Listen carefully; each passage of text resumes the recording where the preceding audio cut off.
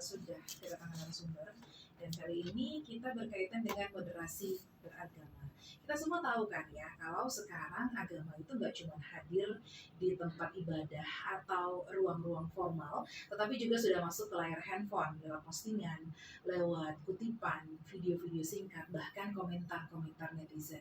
Nah, pertanyaannya, sudah bijak belum sih kita dalam beragama di era digital seperti sekarang? Atau jangan-jangan kita malah jadi bagian dari yang asal share, asal nyinyir tanpa mikir dampaknya seperti apa?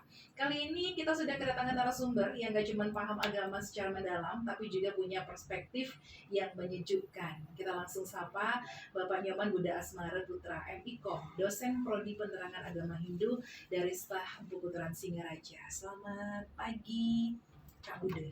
Selamat pagi, Kak Ita Saputri. Oke, apa kabar hari ini? Astungkara baik, sehat ya. Oke, baik, kita ngomongin soal bijak beragama ya. Menurut Kak Budi sendiri, apa sih yang dimaksud dengan bijak beragama di zaman digital seperti sekarang? Oke, baik, terima kasih Kak Ita. Kita awali dengan penganjali. Om Swastiastu, Om Wignamastu Namo Sidam, Om Anubadrah Kratawo Yantu Wiswatah. Semoga pikiran yang baik datang dari segala penjuru. Assalamualaikum warahmatullahi wabarakatuh. Shalom, Namo Buddhaya, Wede Dongtian. Ya, jadi saya juga mengucapkan selamat Hari Raya Waisak bagi umat Buddha dan juga Hari Suci Purnama Jesta ya pada umat Hindu. Jadi berkaitan dengan tema kita hari ini, bijak beragama di era digital. Jadi kita ketahui bersama masyarakat Indonesia yang heterogen, yang plural, jadi sudah tidak bisa dihindarkan dari media informasi. Ya, perkembangan teknologi, informasi dan ilmu pengetahuan begitu pesat. Nah, juga masyarakat ini menjadi masyarakat informasi. Ya, masyarakat informasi. Banyak media komunikasi yang bisa diakses oleh masyarakat. Baik itu YouTube, TikTok, Instagram, Facebook, X dan yang lainnya. Nah, pertanyaannya sekarang, apakah sudah bijak? Ya, apakah sudah bijak masyarakat meng-share informasi atau hanya sekedar diambil video sedikit, tidak ada caption atau caption asal-asalan lalu share. Nah, itu yang menjadi tantangan kita dewasa ini. Karena yang memahami agama saja kadang ragu untuk membagikan apakah sudah benar informasi yang saya sampaikan atau belum.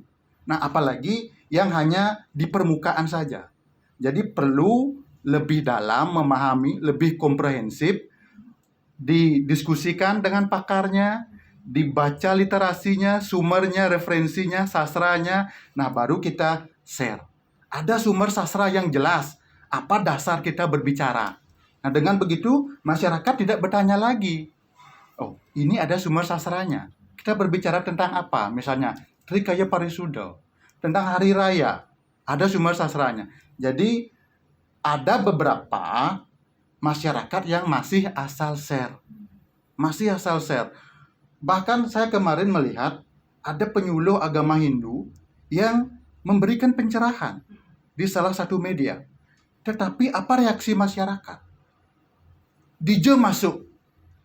Gitu pertanyaannya. Padahal penyuluh agama Hindu itu sudah memberikan penjelasan yang sangat sejuk berdasarkan sumber sastra ini. Tetapi respon dari masyarakat nyinyir. DJ masuk. Gitu. Kan penyuluh agama Hindu itu kan sudah memiliki kompetensi. Beliau kuliah S1, kuliah S2, bahkan sedang lanjut kuliah S3. Jadi sudah berbagai pengalaman, kompetensi yang dimiliki berdasarkan diskusi, dari dialog, bahkan tidak hanya intern, tetapi antar umat beragama juga. Jadi pastinya penyuluh itu mengedukasi dengan baik dan benar. Tetapi masyarakat responnya seperti itu. Masih ada masyarakat yang asal share dan nyinyir saat diberikan pengetahuan tentang agama. Oke, kira-kira tantangan beragama sekarang ini beda nggak sih sama zaman dulu sebelum adanya media sosial? Tentunya tantangannya lebih berat dewasa ini. Ya, karena apa?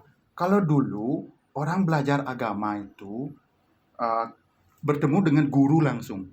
Ya, bertemu dengan guru, baik itu di rumah, di sekolah, di gereja dan sebagainya, atau di komunitas-komunitas, perkumpulan-perkumpulan. Nah, sekarang belajar agama melalui media sosial. Ada quote-quote, ada potongan-potongan video di YouTube, TikTok, Instagram, Facebook, dan sebagainya. Padahal itu hanya permukaan saja. Itu hanya permukaan saja. Itu sudah dipercaya. Ya, itu sudah dipercaya, kemudian di-share. Karena apa? Oh, ini sesuai dengan yang saya inginkan untuk menyerang pihak lain. Padahal itu baru di permukaan saja. Itu tantangannya. Tidak secara komprehensif mendalami, memahami, kemudian baru meng-share. Karena belajar agama itu tidak hanya di kata-kata, tidak hanya di media sosial, tetapi kita memahami, kemudian mengimplementasikannya. Dalam diri kita implementasikan dulu, baru kita bisa ajarkan ke orang lain. Kalau kita masih dangkal pemahamannya, bagaimana memberitahu orang lain saat ada pertanyaan yang lebih mendalam? Jadinya itu tantangannya lebih berat, tantangan dewasa ini. Oke, Ya. berarti kalau sekarang banyak anak muda yang justru belajar agama itu lewat potongan video atau quotes di media sosial, menurut Kak Bude sendiri ini positif atau justru bahaya? Ya, tentunya ada dua sisi ya. Ya, kalau kita ambil sisi positifnya, jadi masyarakat, generasi muda, jadi lebih tertarik belajar agama. Karena apa? Mungkin dulu, mohon maaf, uh, secara langsung nih kurang. Sekarang lebih menarik. Ada audio, ada visual, ada gambar-gambar, dan sebagainya. Jadi lebih tertarik sekarang. Tetapi itu yang diwanti-wanti. Apakah yang sudah di-share itu sesuai? Apakah sudah secara keseluruhan memahami? Nah itu sisi positifnya. Jadi umat menjadi lebih tertarik untuk belajar agama karena dibarengi dengan audio visual. Tetapi negatifnya seperti yang saya sampaikan tadi, karena masih dangkal di permukaan, melihat quote-quote, melihat potongan-potongan video, kemudian di-share, karena itu pengaruh algoritma media sosial. Ada istilahnya filter bubble. Filter bubble itu koneksi algoritma dari media sosial itu akan mengirimkan kita media-media, konten-konten, quote-quote yang menurut kita benar, yang sering kita searching. Nah, kalau misalnya kita mau yang, mohon maaf karena kita di informasi ini banyak sekali informasi di media sosial, kalau kita tidak bijak, sampah yang kita dapatkan. Kalau kita bijak, hikmah yang kita dapatkan. Takutnya kan yang mendapatkan sampah ini, ya, sembarangan di-share, dibagikan, dia anggap itu sudah kebenaran. Padahal itu baru di permukaan yang kalau masyarakat tidak memahami secara detail, ini bisa menyebabkan kericuhan, keriuhan di media sosial. Oke, Itu. seperti itu ya teman Prodima. Dan kadang-kadang ya kita kan menemukan konten-konten agama yang mengunggah terus juga langsung kita share seperti itu ya. Tapi tanpa cek dulu siapa sumbernya, apakah itu memang sudah konten yang benar atau itu malah berita hoax yang kita share. Sebenarnya gimana sih etika berbagi konten keagamaan di dunia maya? Oke. Seperti yang Kak Ita sampaikan tadi, apakah sumbernya itu kredibel? Ya, apakah sumbernya sudah kredibel? Siapa yang men-share itu? Nah, misalnya kalau kita mau mencari sumber yang kredibel, satu itu pasti dari pemerintah, dari Kementerian Agama, dari Ditjen Bima Sindu. Di bawahnya ada kantor Kementerian Agama di masing-masing kabupaten. Jadi itu yang harus diperhatikan. Kalau di Singaraja, kantor Kementerian Agama Kabupaten Buleleng. Jadi banyak penyuluh-penyuluh yang kompeten di bidangnya, sudah berbagi informasi berkaitan dengan bidang agama, memberikan pencerahan. Nah, itu bisa kita percaya, bisa kita yakini. Karena satu, dari penyuluh agama, mereka sudah banyak pengalaman, kompetensi, sudah terjun ke masyarakat, dialog. Jadi sudah merasuk ke dalam dirinya penyuluh itu, karena penyuluh juga dituntut untuk mengedukasi, memberikan informasi, dan sebagainya. Jadi saran saya seperti itu, cari platform-platform media sosial yang kredibel, gitu. Oke, berarti bahayanya kalau anak muda asal repost konten-konten yang belum tentu benar, terutama yang bernuansa agama itu, kira-kira apa nih Kak? Oke, bahayanya tentunya informasi hoax itu jika disebarkan ke masyarakat, karena masyarakat kan berbeda pendidikan, berbeda faktor sosial, budaya, dan ekonomi. Nah, itu mempengaruhi. Nah, kalau informasi hoax itu disebarkan dan dipercayai oleh, mohon maaf, masyarakat yang minim pengetahuan agamanya, apalagi secara ekonomi kurang, jadi tidak mampu ke jenjang pendidikan yang lebih tinggi, kan rendah jadinya tingkat literasinya.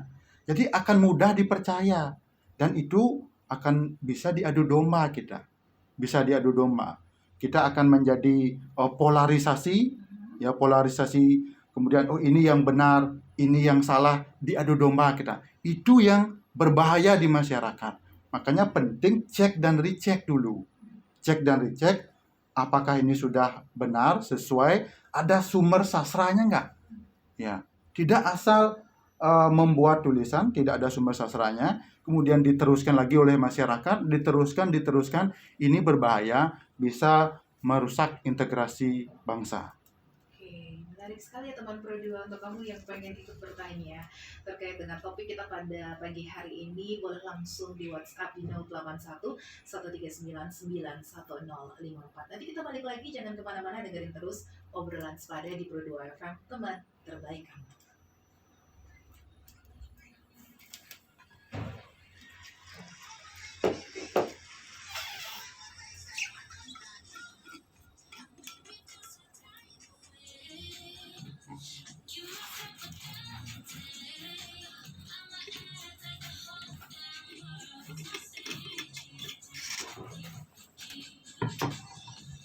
Bentar ya Pak.